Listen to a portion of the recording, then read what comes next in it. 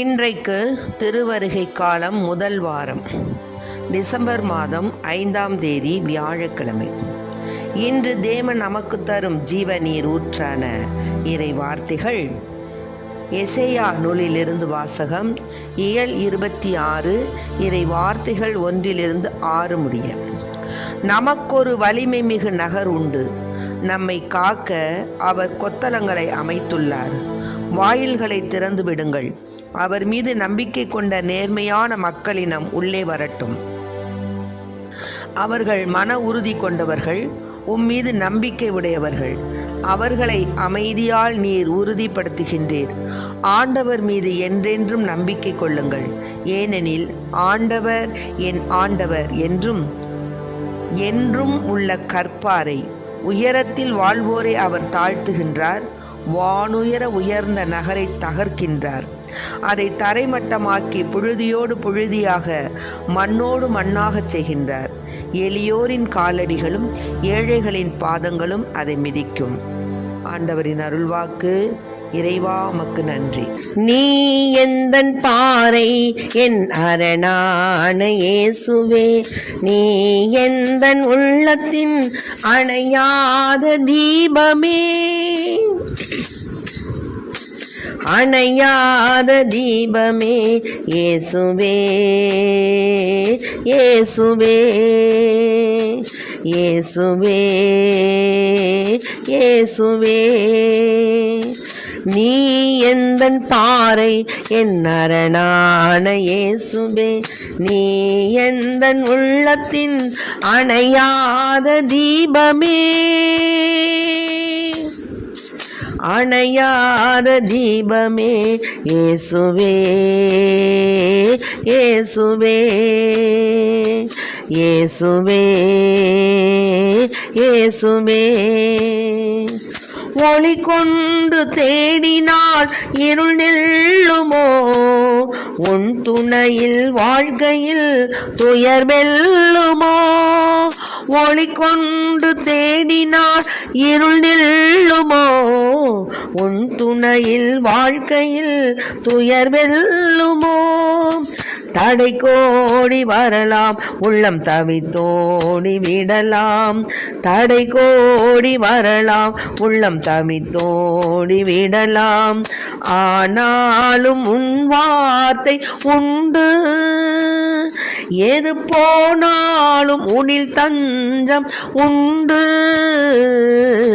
இயேசுவே, இயேசுவே, இயேசுவே, இயேசுவே.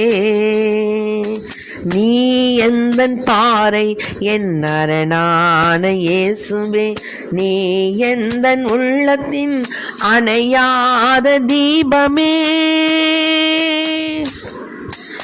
அணையாத தீபமே இயேசுவே, இயேசுவே, இயேசுவே, இயேசுவே.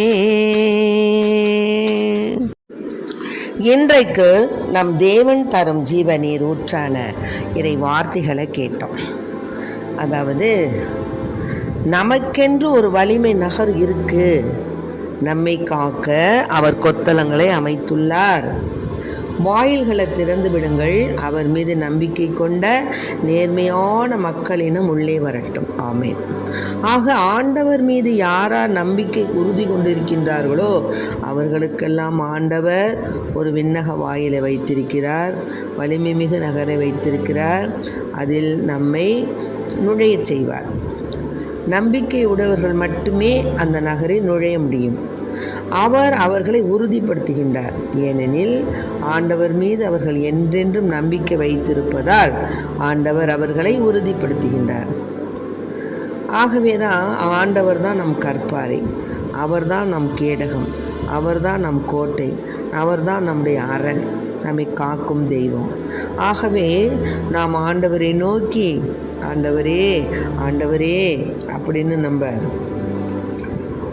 வாயளவில் உதட்டளவில் சொன்னோம்னா விண்ணரசுக்குள் செல்வதில்லை என்று புனித மத்தேயு எழுதின நற்செய்தியில் 7வது இயலில் 21வது வார்த்தை அந்த மாதிரி இருக்குது. என்னென்னா என்னை நோக்கி ஆண்டவரே ஆண்டவரேன்னு சொல்லுபவங்களாம் விண்ணரசுக்கு வரமாட்டாங்க. ஆனால் விண்ணுலகில் உள்ள என் தந்தையின் திருவுளப்படி செயல்படுபவரே செல்வர். ஆகவே இயேசு என்ன சொல்கிறாரு? நான் சொல்லும் இவ்வார்த்தைகளை கேட்டு இவற்றின்படி செயல்படுகிற எவரும் பாறை மீது தம் வீட்டை கட்டிய அறிவாளிக்கு ஒப்பாகும். இப்போது ஒரு பாறையில் வீடு கட்டியிருக்கிறோம்னா அது என்றும் அசைவுறுவதில்லை. அதுபோல தான் தேவனுடைய வார்த்தையை கேட்டு அதன்படி நடக்கின்றவர்கள் பாறை மீது வீடு கட்டி அறிவாளிக்கு சமம்.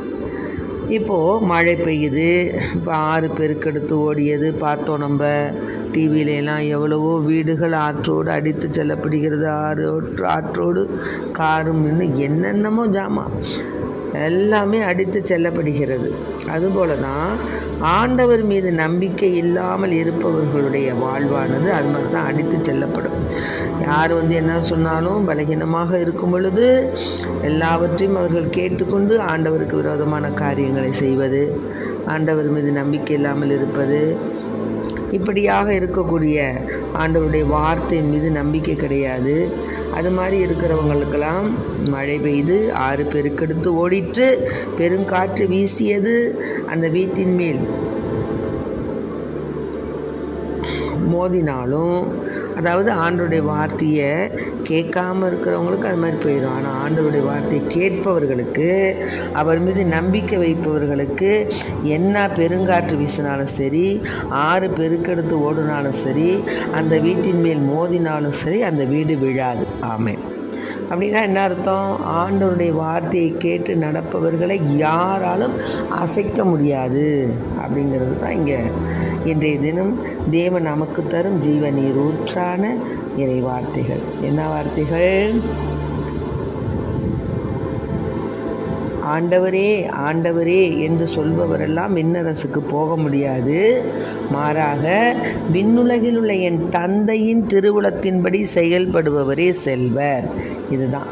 ஆகவே நாம் பாறை மீது கட்டிய அறிவாளிக்கு ஒப்பான ஆசீர்வாதமுள்ள நம்பிக்கையுள்ள மக்களாக வாழ்வோம்.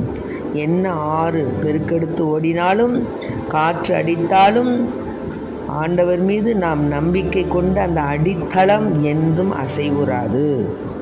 ஆகவே மணல் மீது தம் வீட்டை கட்டிய அறிவிலிக்கு ஒப்பாவர் யார்?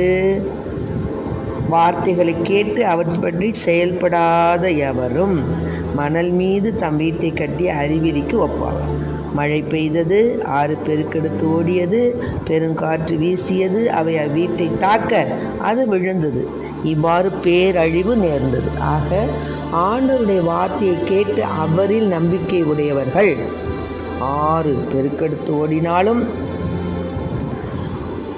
பெருங்காற்று வீசினாலும், மழை பெய்தாலும் அவர்கள் அசைவுற மாட்டார்கள். ஆனால் ஆண்டவருடைய வார்த்தைகளுக்கு கேட்டு அவற்றின்படி செயல்படாதவர்கள் மணல் மீது தம் வீட்டை கட்டிய அறிவிலிக்கு ஒப்பாவர். மழை பெய்தும், ஆறு பெருக்கெடுத்து ஓடியும், பெருங்காற்று வீசியும் அவர்கள் அந்த வீட்டை அது போய் தாக்கும், அது விழுந்துடும், பேரழிவு உண்டாகும். ஆகவே அன்பார்ந்த குழந்தைகளே, இதை கேட்டுக்கொண்டிருக்க அன்பார்ந்த பிள்ளைகளே, மனதில் நமக்கு தேவன் மீது நம்பிக்கை வேண்டும். அந்த நம்பிக்கை தான் நமக்கு வாழ்வினுடைய தும்பிக்கை. ஆகவே நாம் நம்முடைய சிந்தனை, சொல், செயல் எல்லாம் தேவனை பற்றியதாக நிலைத்த தன்மையுடையதாக இருக்க வேண்டும். ஏதாவது இப்போ ஒரு துன்பம் வந்துருச்சுன்னா உடனே அதை குறித்து கவலைப்பட்டு கொண்டு மிகுந்த வேதனைப்பட்டு கொண்டு, கலங்கி தவித்து கொண்டு, அதை பற்றி சிந்தித்து கொண்டு, கடவுளை பலவிதமாக ஏசிக்கொண்டு பேசிக்கொண்டு பலகீனம் உள்ளவர்கள் தேவனுக்கு உகந்த பிள்ளைகள் அல்ல. ஆகவே நாம் என்ன செய்யணும்னா, தேவனுடைய அந்த சொற்கள் நம்மை செழுமையாக்கும். தேவனுடைய சொற்கள் நமக்கு வளமையான வாழ்வு தரும். நாம் ஆண்டவருக்கு உகந்த பிள்ளைகளாக வாழும் பொழுது தேவன் நம்மை கைவிட மாட்டார் என்ற ஆழமான அந்த நம்பிக்கை நமக்கு வேண்டும். சும்மா நம்ம வாயளவில் ஆண்டவரே ஆண்டவரே என்று உச்சரிப்பதால் பலன் எதுவும் கிடைக்காது. உள்ளார்ந்த மனதோடு நாம் ஆண்டவருடைய வாசலை நாம் நுழைய வேண்டும். பாதுகாப்பு நிறைந்த கொத்தளங்கள் கொண்ட வாசலில் நுழைய யாருக்கு தகுதி உண்டு என்பதை நம்ம கேட்டிருக்கிறோம். யாருக்கு தகுதி உண்டு? நேர்மையான மக்களினங்கள் உள்ளே வரும். ஆண்டவர் மீது என்றென்றுக்கும் நம்பிக்கையுடையவர்கள் வருவார்கள். ஆகவே நாம் இயேசுவின் இந்த திருவருகை காலத்திலே இயேசுவினுடைய பிறப்பை நாம் எதிர்பார்த்து கொண்டிருக்கின்ற இந்த நேரத்திலே அமைதியின் தேவன், உன்னதத்தின் தேவன், சமாதானத்தின் தேவன், நம்மை மீட்க தேவன் பாலனாக பிறக்கப் போகின்றார் என்பதை உணர்ந்த பிள்ளைகளாய் அவருடைய வருகைக்காக நாம் நம்மையே பல தவங்கள் செய்து, ஜபங்கள் செய்து, தியாகங்கள் செய்து, பரித்தியாகங்கள் செய்து இறைவனுடைய வருகையை நாம் எதிர்பார்ப்போம். ஆமென். Praise the lord. மரியே வாழ்க.